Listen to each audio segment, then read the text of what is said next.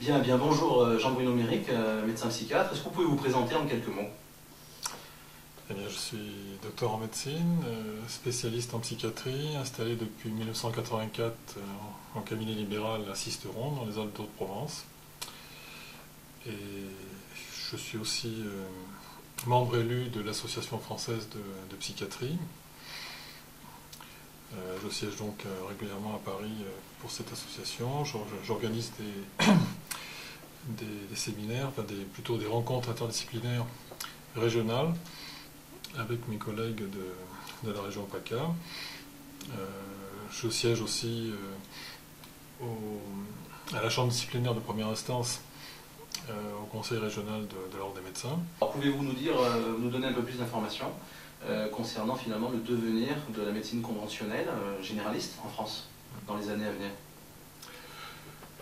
Oui, donc on aborde tout de suite le problème de la pyramide des âges des médecins en France.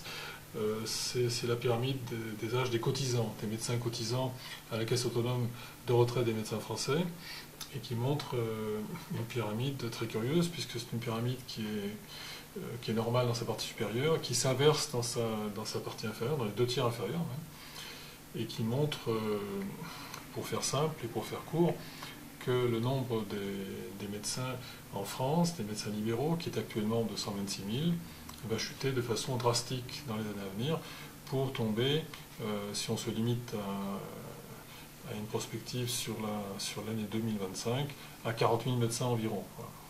Et encore, ce chiffre est relativement optimiste, puisque on s'aperçoit aussi que la profession se féminise, et donc il y a des risques de dérapage de cette démographie, dans la mesure où les femmes médecins ont une vie, des temps familiaux plus importants, ont des grossesses aussi, et parfois arrêtent plutôt leur carrière que les hommes.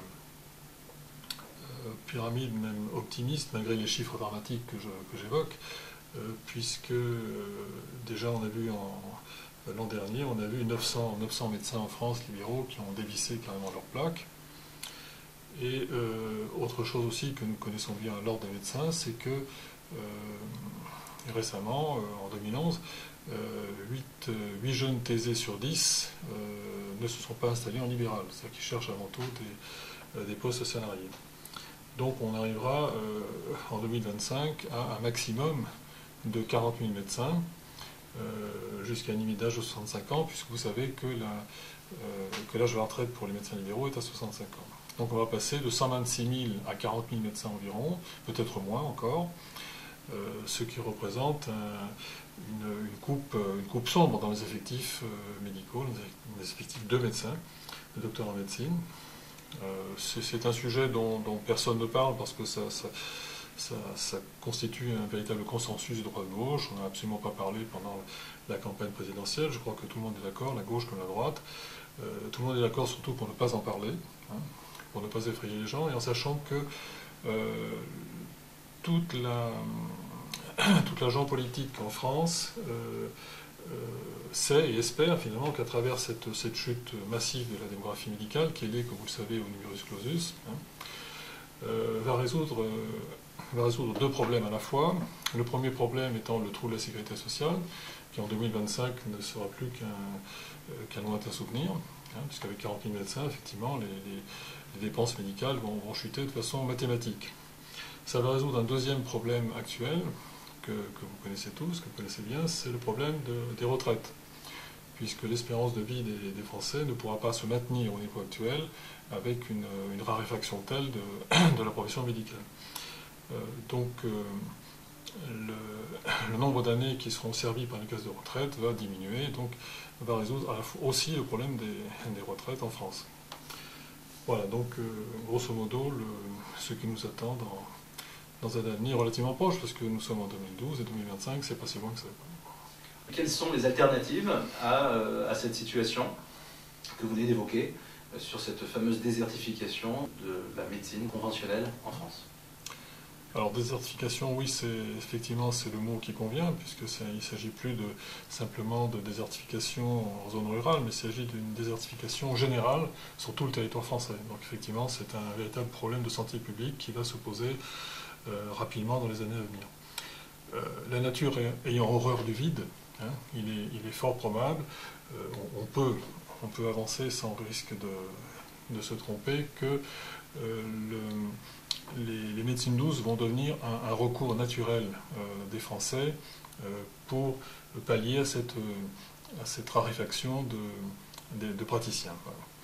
Pour prendre un exemple local à Sisteron, je pense qu'en 2025, Sisteron étant une ville de 8000 habitants, il subsistera un seul médecin généraliste, le plus jeune des médecins, de la demi-douzaine de médecins libéraux généralistes à Sisteron. Et on peut déjà imaginer qu'en 2025, les patients de cet unique médecin feront la queue jusque dans la rue, hein, et que cette queue arrivera sans doute devant mon cabinet. Et les patients attendant leur tour pour voir le médecin, et ces patients-là vont naturellement, plutôt que d'attendre pendant des heures dans la file d'attente, ils vont traverser l'avenue et ils vont venir sonner à la porte de ma fille naturopathe, par exemple. Donc c'est pour vous donner un exemple de ce qui risque de se passer. Enfin, risque, c'est pas vraiment un risque, parce que on peut se demander, et je pense que les pouvoirs publics sont d'accord avec ça, parce que c'est un double avantage, si vous voulez. C'est que, d'une part, ces soins ne sont pas remboursés, hein, et ne seront pas remboursables. Donc ne coûteront rien à la collectivité, ni à la sécurité sociale, ni à l'État. D'autre part, ces soins sont a priori sans danger. Hein, ce ne sont pas des soins violents, agressifs, si vous voulez, qui risquent de mettre en danger la vie des patients. Donc je crois que personne ne s'y oppose, ne s'y opposera, mais personne ne va non plus, à l'heure actuelle en tout cas, en parler. Hein. Personne ne va cautionner ce phénomène qui en fait va se produire de lui-même, va se produire naturellement. Et d'ailleurs, on peut se demander si finalement c'est pas une bonne chose, parce que réfléchissons bien, quand on voit la consommation d'antibiotiques à l'heure actuelle, pour ne prendre que cet exemple, hein, je pense qu'il sera beaucoup plus utile de soigner de nombreux rhinopharyngites avec chez le naturopathe ou en phytothérapie, hein, qu'en utilisant des antibiotiques comme on le fait actuellement. Donc je pense que ça va dans le bon sens, et seule la pathologie lourde sera réservée finalement aux médecins classiques, hein, qui en conserveront la responsabilité.